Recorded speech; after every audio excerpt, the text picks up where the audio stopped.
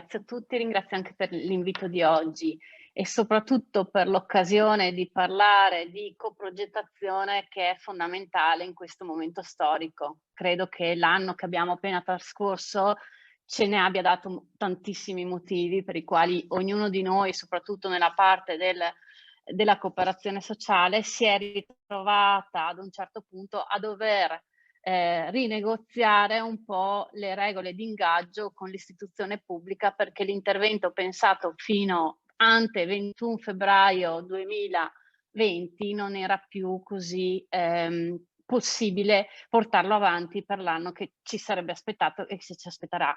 In realtà è, come dire, la coprogettazione che hanno ampiamente spiegato bene i colleghi precedentemente da un punto di vista tecnico. Io oggi volevo portarvi il punto di vista della cooperazione sociale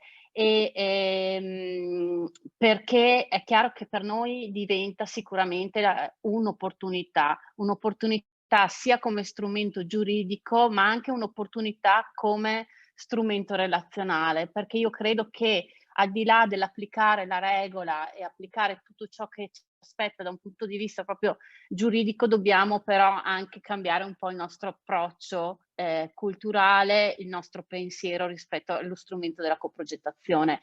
E lo definisco in termini di coraggio, sia nel privato che nel pubblico, sia in termini di dialogo, di ascolto, ma anche di umiltà, cioè fare un passo indietro dove riteniamo necessario farlo.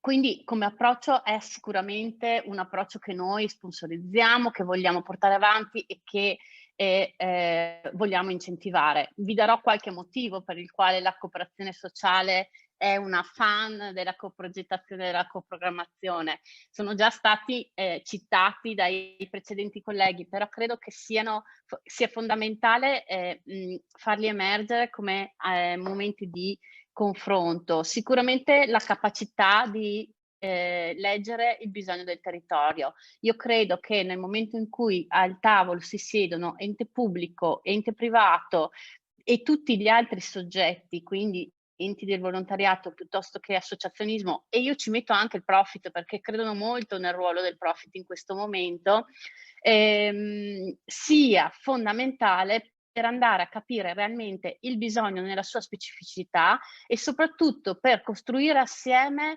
un'azione concreta di welfare e un'azione concreta di progettualità che vada esattamente in direzione di soddisfacimento di quel bisogno specifico, che magari nel cambiamento temporale diventa un bisogno complesso, ma che con la capacità di flessibilità che la cooperazione sociale sa avere, può stare al passo di questo bisogno che cambia. Quindi io credo che a bisogni complessi si possono dare risposte mirate sia intersettoriali che coinvolgendo tutti gli attori che abbiamo a disposizione.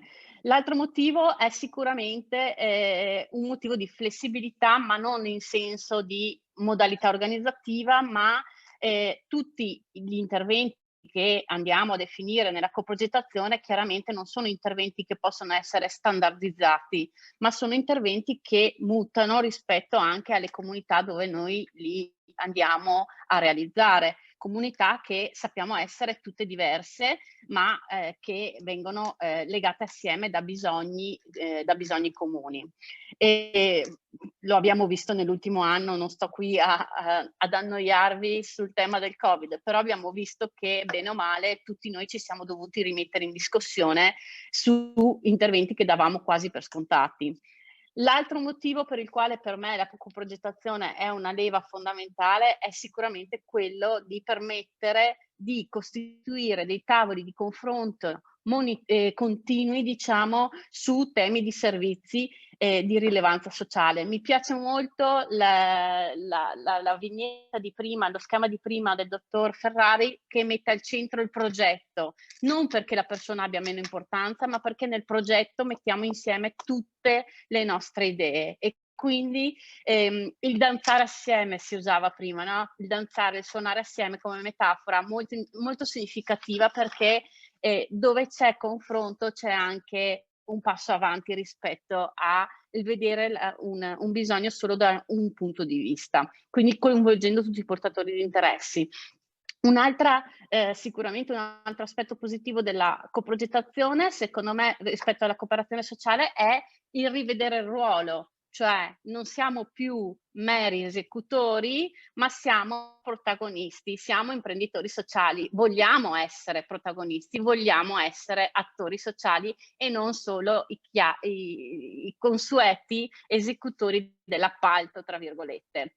E quindi l'altro aspetto appunto è legato agli appalti, che però, capiamoci bene, noi come cooperazione sociale, e qui lo dico in maniera anche autocritica, non dobbiamo pensare alla coprogettazione come uno strumento per bypassare la forma dell'appalto, perché la questione dell'appalto resta comunque tale dove alcuni servizi non possano essere coprogettati.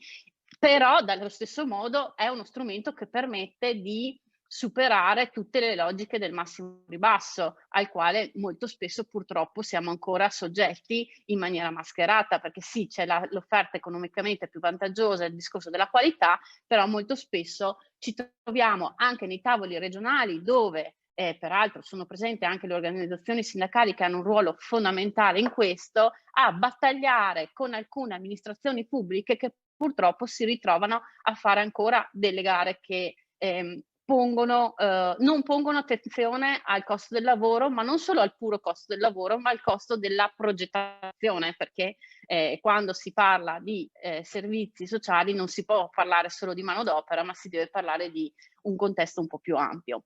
Quindi anche questo è un aspetto importante per la cooperazione sociale. L'altro tema, secondo me, è il fatto dei settori. L'abbiamo detto. Hai pochissimo tempo. Sì, chiudo No, Maria, no, no, chiudo. finisci il ragionamento però. Che sicuramente abbiamo anche ci viene aperto, diciamo, anche ad altri settori, quindi al turismo, piuttosto che all'agricoltura sociale, piuttosto che alla cooperazione allo sviluppo. Quindi anche questa cosa, nel tema della coprogettazione e coprogrammazione diventa importante per la cooperazione perché si vedono nuovi orizzonti e orizzonti diversi.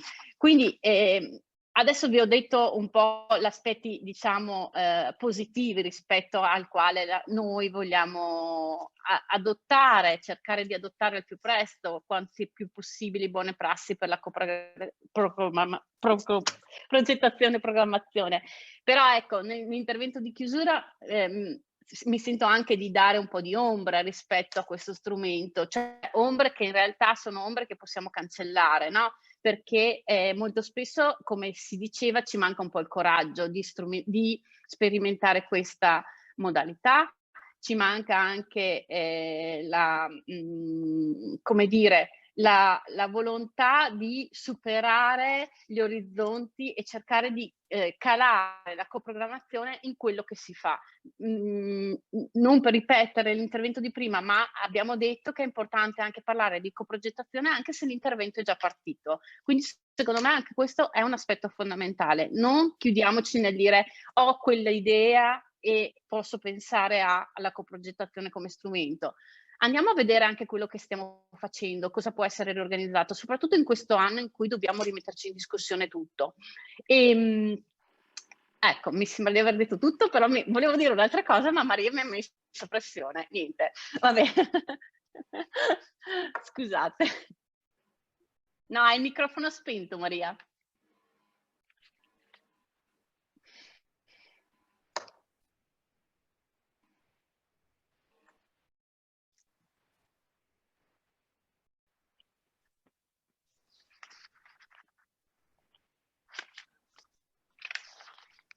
C'è un problema con l'audio di Maria? Eccola qua. Mi sentite? Sì. Sì, adesso sì. Aspettavo la conclusione che ti ho troncato, sintetica, vai. No, ok, l'ho concluso l'intervento, solo per dire che comunque cerchiamo di, come dire, anche noi cooperative sociali, di cercare di porsi nei confronti degli altri attori come come dire, Facilitatori. come facilitatori di discussioni, di argomenti, di dialogo, di bisogni, e anche al di fuori del piano di zona. E su questo lo dico anche in maniera molto provocatoria, no? Visto che ci siamo detti anche di portare degli stimoli oggi, perché a volte i piani di zona ci blindano su alcuni paletti che invece con la coprogettazione, con la coprogrammazione possiamo in un certo senso superare. Grazie.